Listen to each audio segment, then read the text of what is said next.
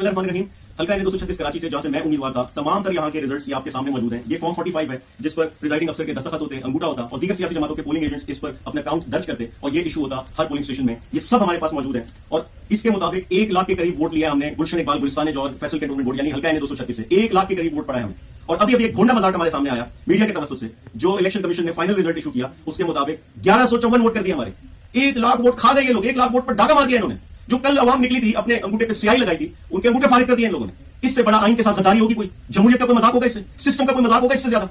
ये जिस शख्स को जितवाया गया यहां से, एमपीएम के साहब है, यहां इनको 38,000 वोट दिखाए गए इनके रिजल्ट के मुताबिक। इनका हाल यह है कि मैं सिर्फ एक पोलिंग लोकेशन की बात करूंगा। FBR income tax building Gulistan जौहर के पोलिंग लोकेशन के ये रिजल्ट्स हैं। पोलिंग लोकेशन में 10 पोलिंग स्टेशन है। यहां से हमने यानी तहरीक इंसाफ ने 4,882 वोट सिर्फ एक लोकेशन से उठाया और इन्होंने 1154 पूरे हल्के के कर दिए। और एमक्यूएम ने इस पोलिंग लोकेशन से 201 वोट उठाए, हमारे 4,882 और एमक्यूएम के 201 वोट। इतना बड़ा फर्क है। इन्होंने अवाम को भेड़ बकरी समझ लिया।